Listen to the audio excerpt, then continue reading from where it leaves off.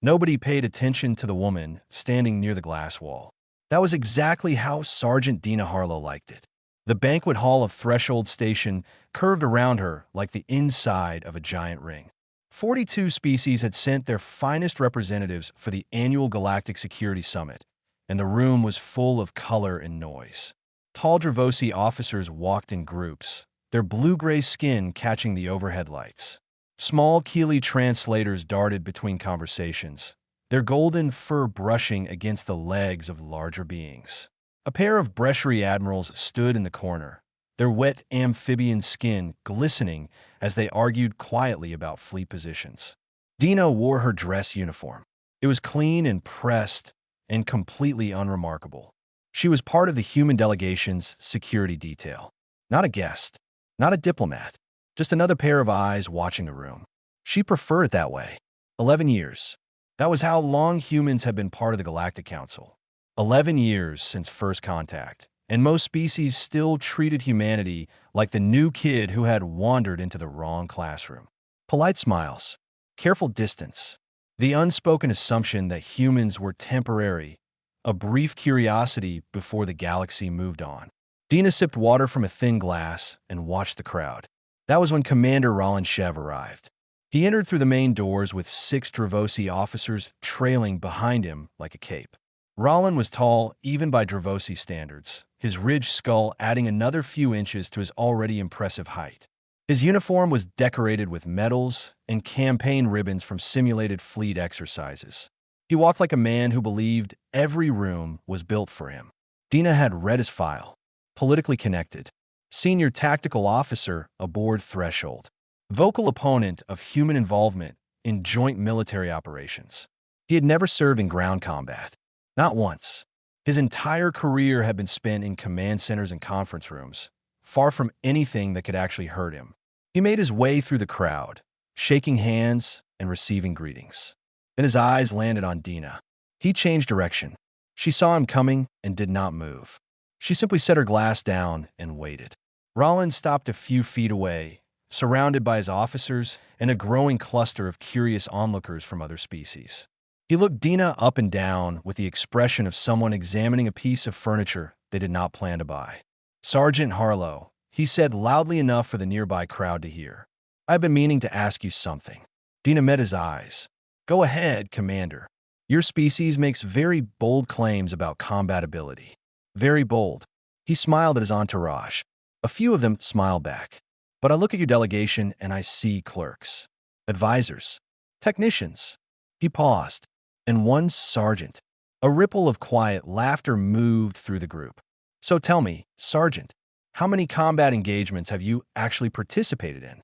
Real ones, not training, not simulations." Dina tilted her head slightly. "Enough, enough." Roland laughed. It was a practice sound designed for audiences. That is not an answer. That is what someone says when the real number would be embarrassing. More laughter. Louder this time. Roland leaned in slightly, his four-fingered hand gesturing broadly. "I will tell you something. My personal score from simulated exercises alone would make your entire species look like children playing with sticks. The Dravosi have fought wars across this galaxy for 600 years. Your kind has been out here for barely a decade." He straightened up and addressed the crowd more than Dina. "Humans are brave. I will give them that. Brave and fragile and very, very loud about things they have not actually done." Across the room, Ambassador Suri Patel watched the scene unfold. Her jaw tightened, her fingers pressed into the stem of her glass. But she did not move. Not yet. Diplomacy required patience, even when patience felt like swallowing broken glass. Dina stood perfectly still through all of it. She did not raise her voice. She did not clench her fists. She did not do any of the things Roland was clearly hoping she would do. Instead, she looked at him in the way a surgeon looks at a scan, measuring, assessing, and finding exactly what she expected to find. "Are you finished, Commander?" she asked. Roland blinked. He had expected anger, defensiveness, something he could use. Instead, he got a calm question that made him feel, for just a moment, like he was the one being examined. He recovered quickly. "Quite finished, Sergeant. I hope you enjoy the rest of the evening. Perhaps you can tell your superiors that the Dravosi send their regards." He turned and walked away, his officers falling in behind him. The crowd slowly returned to their conversations. Dina picked up her glass again. The water was warm now. She drank it anyway. Suri Patel appeared beside her a moment later. Are you all right? Fine. He's going to make this political, Dina. You know that. I know. Suri studied her face. And Dina set the empty glass on a passing tray. And I'm going to go back to my quarters, Ambassador. I have an early shift. She walked out of the banquet hall without looking back. The stars turned slowly outside the curved glass walls. The laughter and music faded behind her. In her quarters, she sat on the edge of her bunk in the dark for a long time. Then she reached under her pillow and touched the worn leather edge of a book she had not opened in 3 years. Not tonight, she told herself, but she did not let go of it either. The rumors spread faster than a fire in low gravity. By the time Dina finished her morning patrol the next day, every human on Threshold Station had heard some version of what happened at the banquet. A Dravosi commander had publicly humiliated a human sergeant. He had called humans fragile. He had laughed at their combat record, and the sergeant had just stood there and taken it. That last part bothered people the most. Corporal Reeves, who ran the checkpoint near Docking Bay 7, was the first to say something. Sarge, you should have decked him. One good hit. These Dravosi have glass jaws. Everyone knows it. Dina gave him a look that could freeze engine coolant. Drop it, Reeves. But I said drop it. She moved on. She had 16 checkpoints to review, 3 incident reports to file, and a training session with a mixed-species squad of station guards at noon. She did not have time for gossip, and she did not have the patience for revenge fantasies. The training session went well. The squad was mostly Brechery and Keeley with 2 humans and 1 quiet Dravosi private who had clearly not been told about the banquet drama. Dina ran them through close-quarters drills, room-clearing procedures, and a simulated breach scenario. She was thorough, patient, and professional. When the session ended, a small figure lingered near the doorway of the training bay. Lyra Finn stood barely 4 feet tall. Her golden fur was freshly groomed, and her enormous ears rotated nervously as Dina approached. She was a Keeley, one of the youngest translators on the station, assigned to the Council's language division barely 2 months ago. Sergeant Harlow, she said. Her voice was high and careful, like someone testing thin ice. Just Dina is fine. Dina, Lyra tested the name. I wanted to ask you something. About last night. You were there. I was translating for the Brechery delegation. I heard what Commander Shev said. Lyra Posit. Her ears flattened slightly. I also heard what he said about humans. About your species. Dina leaned against the wall and crossed her arms. What about it? Is it true? The things other species say about your world? That Earth is a death world? That your kind evolve alongside predators and plagues and natural disasters that would kill most other species? Dina looked at her for a long moment. Then she shrugged. Earth is home. It is what it is. We do not think of it as special. But the stories are just stories until someone needs them to be more. Dina straightened up. Was there anything else, Lyra? The young Keeley opened her mouth, closed it, and shook her head. Dina gave her a small nod and walked away. But the conversation stayed with her longer than she expected. That evening, the situation got worse. Ambassador Suri Patel sent a priority message to Dina's personal console. The subject line read, "Formal motion filed." Dina opened it and read it twice. Commander Rolanchev had submitted a formal motion to the Galactic Council Security Committee. The motion proposed reducing all human security personnel to advisory roles only. No frontline postings. No active combat assignments. No independent command authority. His argument was straightforward. Humans lack the experience, the physiology, and the institutional military history to serve alongside species that have been waging interstellar warfare for centuries. He cited the banquet incident as evidence. Even a human soldier, when challenged, could not defend her own record. Dina read the motion a 3rd time. Then she closed the console and sat in silence. 20 minutes later, Suri Patel was at her door. You read it, Suri said. It was not a question. I read it. Suri stepped inside. She was a small woman with sharp eyes and the kind of calm that only came from years of negotiating with beings who could crush her with one hand. This is not just about you anymore, Dina. If this motion passes, it affects every human in joint service. Every posting, every assignment. Roland knows that. He is using you as the example. Dina said nothing. I need you to respond formally, Suri said. Request a hearing before the High Arbiter. Present evidence. Show them that Roland is wrong. I'm a sergeant, ambassador, not a politician. You are exactly what we need. Someone real. Someone who has actually been out there. Suri paused. Her voice softened. He did not just mock you, Dina. He mocked every person whose name is in that book you keep. The room went very quiet. Dina looked at Suri with an expression the ambassador had never seen before. It was not anger. It was something older and heavier than anger. It was the look of someone who had spent years carefully locking a door, only to hear someone on the other side start knocking. You know about the book, Dina said flatly. I know enough. Dina stood and walked to her bunk. She knelt down and reached beneath it. Her fingers found the worn leather cover without looking. She pulled it out and held it in both hands. It was heavier than it looked, not because of the paper, because of what was written on every single page. She opened it. The first entry was dated 21 years ago. The handwriting was younger, sharper, and written by a woman who had not yet learned what the rest of the pages would teach her. Fine, Dina said quietly. I will do it. Suri exhaled. Thank you. Do not thank me yet. Dina closed the book and looked up. You have not seen what is inside this. 3 days was not much time to prepare for a hearing that could decide the future of every human in galactic military service. Dina spent those 3 days the same way she spent most of her life, quietly, carefully, and without asking anyone for help. She reviewed her records. She checked dates against public galactic event logs available in the station's archive. She made notes in the margins of her book with a pencil so light it would barely leave a mark. She did not rehearse speeches. She did not practice dramatic pauses. She simply organized the truth and trusted it to be enough. The hearing was scheduled in the Chamber of Records, one of the oldest rooms on Threshold Station. It was a circular space with rising tiers of seats carved from dark stone that had been brought from 6 different homeworlds. The ceiling was open to a transparent dome that showed the slow rotation of stars above. Every seat had a small translation device built into the armrest. It was designed for serious business. Today, every seat was full. Word had spread. A human sergeant was challenging a Dravosi commander's formal motion. Nobody wanted to miss it. Dina arrived early.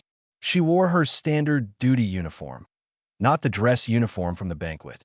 She carried the leather book under her arm. She sat at the respondent's table, which was a plain surface at the bottom of the chamber, directly facing the High Arbiter's elevated seat. High Arbiter Omen was already there. He was Teshurin, a species that looked like a living tree, had decided to grow legs and a face. His body was thick and bark-like, his movements impossibly slow, and his voice was a deep rumble that you felt in your chest before you heard it in your ears. He was old. Nobody knew exactly how old. The Teshurans measured time differently, and Omen had stopped counting centuries ago. He valued proof. Everyone knew that. He hated guessing, hated assumptions, and absolutely despised empty boasting. If you stood before Omen, you brought evidence or you brought nothing. Roland Shev arrived precisely on time, flanked by 2 Dravosi legal advisors. He wore his full ceremonial uniform, every metal polished, every ribbon perfectly aligned. He looked like a recruitment poster. He glanced at Dina as he took his seat at the petitioner's table.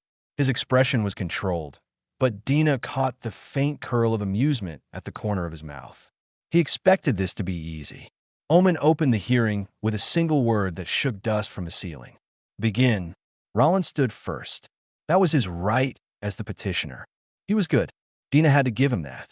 His presentation was smooth, well-organized, and delivered with the confidence of someone who had spent his entire career in rooms like this one. He began with history. 600 years of Dravosi military campaigns, displayed on holographic charts that floated above his table. Fleet engagements, planetary sieges, defensive operations across 3 galactic sectors. The numbers were impressive, and Rollin knew how to frame them. Then he moved to physiology. Dravosi were stronger than humans. They had denser bone structures, faster reflexes in low gravity, and superior night vision. He displayed comparison charts that made humans look like soft, slow creatures stumbling through a galaxy built for harder species. Finally, he addressed the core of his argument. Humans have been part of the Council for 11 years. 11. Most species in the room had been members for centuries. Humans had no institutional knowledge, no deep military tradition in space, and no proven track record that justified their current level of involvement in joint operations. Placing humans in frontline combat roles, Rollin concluded, his voice carrying across the silent chamber, is not a sign of respect. It is an act of cruelty toward a species that is simply not designed for sustained interstellar warfare. I mean this with no disrespect, but facts do not care about feelings. He sat down. His legal advisors nodded approvingly. The chamber was quiet. Many heads turned toward Dina. Omen's ancient eyes moved slowly to the respondent's table. Sergeant Harlow, you may respond. Dina stood. She did not have holographic charts. She did not have legal advisors. She had a leather book and 21 years of things she had never wanted to talk about. She looked at the High Arbiter. Arbiter Omen, I request permission to present physical evidence. Granted. She placed the book on the table. It landed with a soft sound that somehow carried to every corner of the room. Rollin leaned back in his chair and smiled. A book. She had brought a book to a formal galactic hearing. He almost felt sorry for her. Dina opened it to the first page. This is a combat record book, she said. Her voice was even. Not loud. Not emotional. Just clear. It is a tradition in certain human military units. Each soldier keeps their own. Every entry is handwritten. Every engagement, every operation, every action is recorded by the person who was there. She looked up from the book and met the eyes of the chamber. Commander Shev presented 600 years of Dravosi history. I have something smaller. I have 21 years.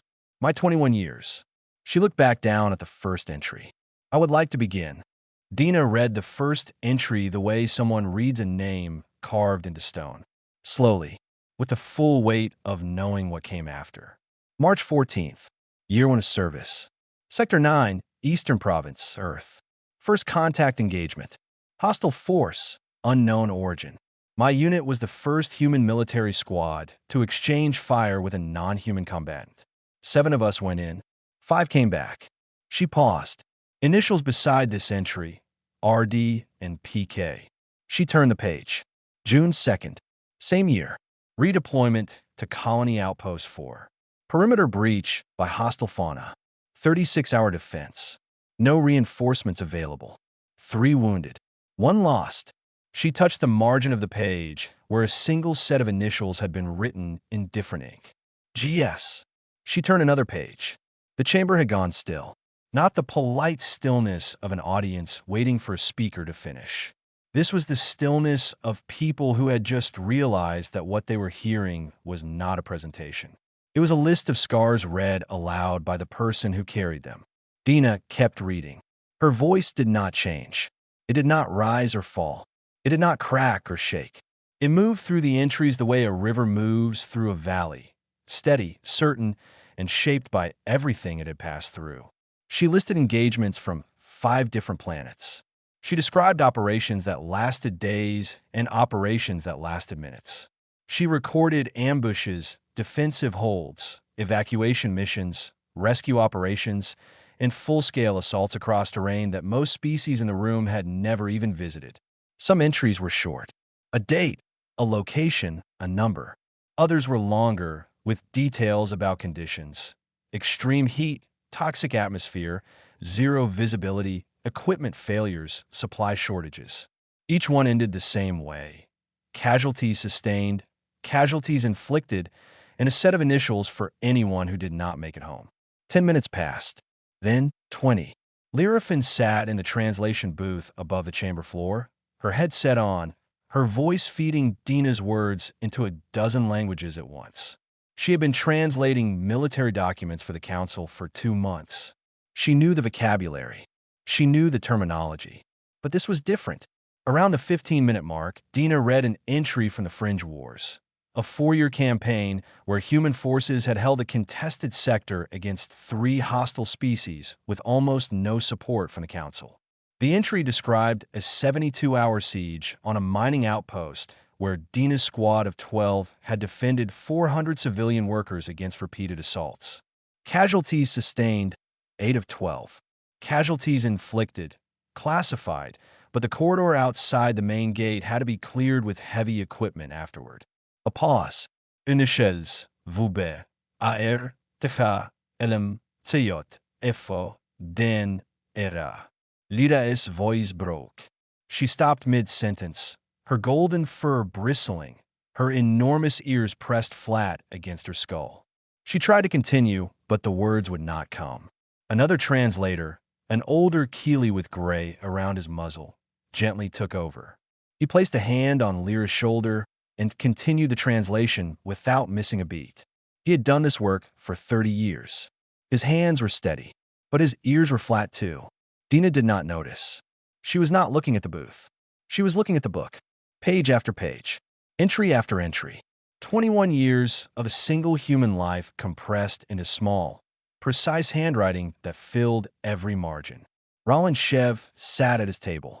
His smile had faded somewhere around the 10-minute mark. By 20 minutes, his expression had gone blank. His legal advisors had stopped whispering to each other. One of them was staring at the book like it was a weapon he had never seen before. Dina did not read the entire book. She did not need to.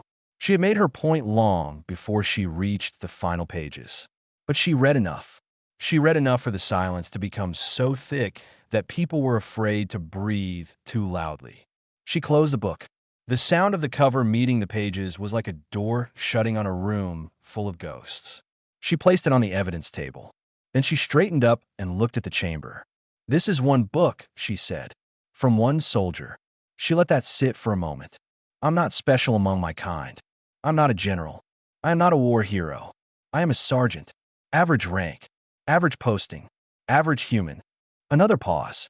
"If Commander Shev would like, I can request the records of my entire former unit.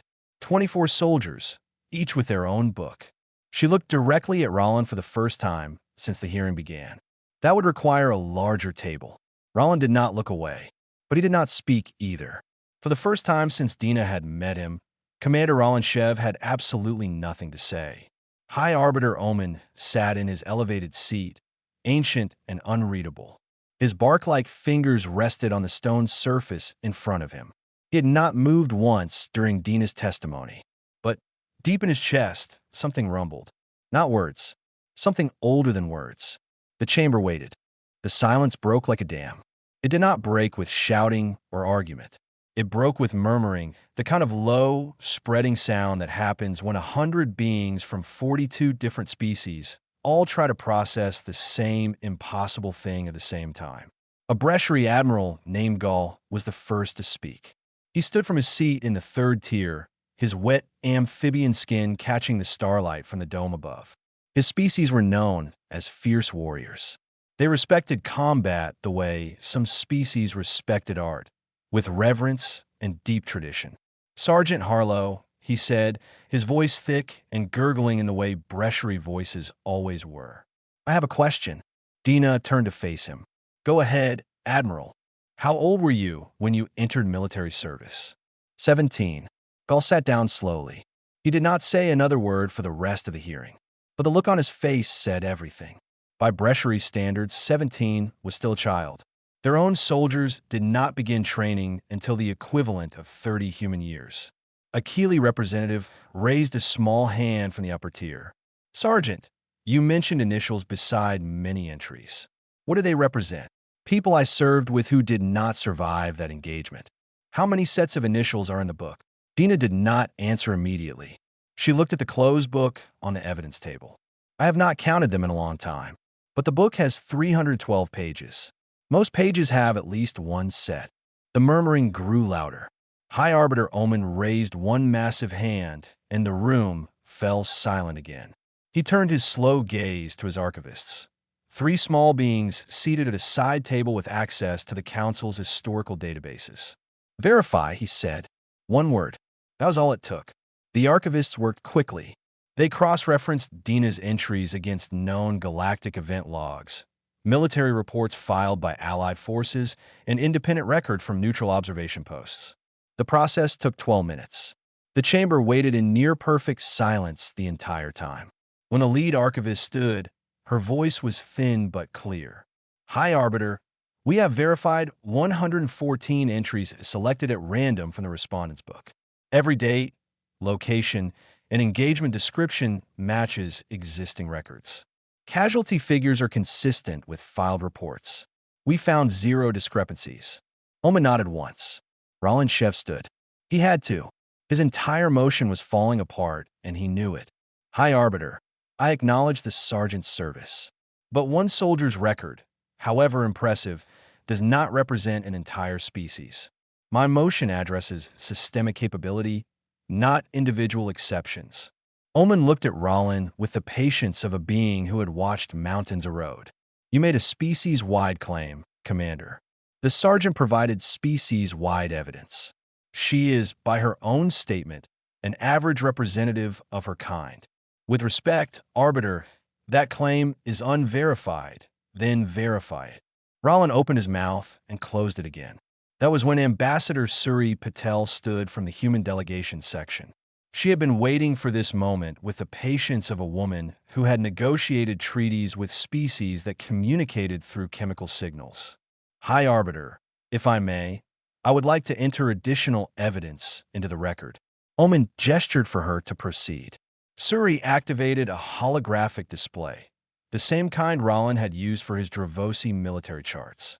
But instead of fleet movements and campaign ribbons, she displayed a single document, a formal summary of human military engagements since first contact with the galactic community. The numbers filled the air above her table in clean, simple text. Every joint operation, every posting, every deployment where human forces had been assigned. The pattern was obvious. Humans had been given the worst postings, the most remote outposts, the most dangerous border sectors, the assignments that older species quietly declined because the survival rates were too low to justify the risk. And humans had held every single one, not with superior technology, not with overwhelming numbers, with stubbornness, adaptability, and the kind of grim endurance that came from evolving on a planet that actively tried to kill its inhabitants every single day. Suri did not editorialize. She let the numbers speak. When she finished, the chamber was quiet again. But it was a different kind of quiet. Not shock, something closer to recognition. Omen spoke. "Commander Shev's motion is formally dismissed.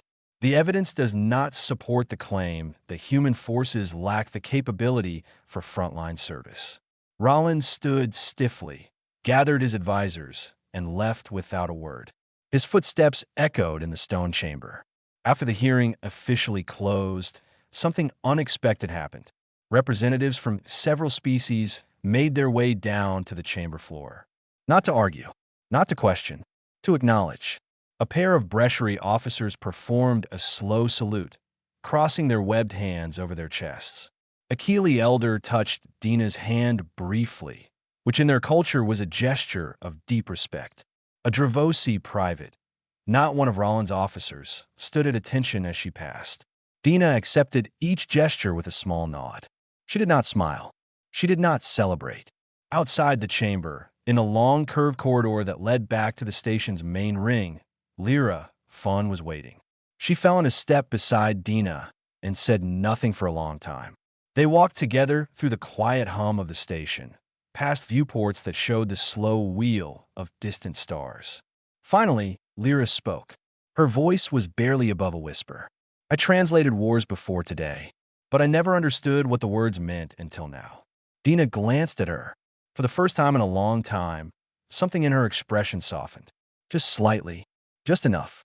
"Good," Dina said quietly. "That means you were listening." A week passed. Threshold Station kept turning. The stars kept burning. And Dina Harlow kept doing her job. She reviewed checkpoints. She trained her mixed-species squad. She filed her reports on time and ate her meals alone in the corner of the mess hall, where the overhead light was slightly broken and nobody ever sat. She had claimed that corner on her second day aboard the station, and in 2 years, no one had ever tried to take it from her. But things were different now, and she could feel it. People looked at her differently. Not with fear, though some of that was there too. It was more like the way you look at a wall after you find out it is the only thing standing between you and a storm. You always knew the wall was there. You just never thought about what it was holding back. Roland Shev had not left the station. His transfer request was still pending. In the meantime, he stayed in his quarters and attended only the meetings he was required to attend. Other Dravosi officers, embarrassed by how publicly his motion had failed, kept their distance. Nobody said anything to his face. They did not need to. The silence said enough. Dina did not think about him. She had spent 21 years learning how to stop thinking about things that did not deserve the space. On the 8th day after the hearing, she received a message on her console. It was from the High Arbiter's office. A personal summons. She read it twice, changed into a clean uniform, and walked to the upper levels of the station where the Teshurin chambers were located. Omen's private chamber was not what she expected. She had imagined stone and formality, something like the Chamber of Records but smaller. Instead, the room was warm and filled with a soft golden light that came from bioluminescent plants growing along every wall. The air smelled like wet soil after rain. The floor was covered in something soft and green that might have been moss or might have been alive in ways she did not want to think about too deeply. Omen sat in the center of the room. That was perhaps the wrong word. He was rooted. His massive bark-covered legs had partially merged with the floor, drawing nutrients from whatever grew beneath. His eyes, deep amber, slow-moving, found Dina as she entered. "Sit," he rumbled. There was a small stone bench near the door. Dina sat. For a long time, neither of them spoke. Omen seemed content to simply exist in her presence, the way old trees exist beside rivers, not waiting for anything, just being. Then he asked the question nobody else had thought to ask. "Why do you keep the book?" Dina blinked. She had expected questions about the hearing, about Rollin, about politics. Not this. "It is a tradition," she started. "No." Omen's voice was gentle but firm. "I asked why you keep it, not why it exists." Dina was quiet. The golden light shifted slowly around them. The plants on the walls pulsed with a rhythm that reminded her of breathing. "Because someone has to remember," she said finally. "Remember what? What it cost." She looked at her hands. They were steady. They were always steady. That was the problem. Every entry in that book is a day I survived when someone else did not. The initials are the people I lost.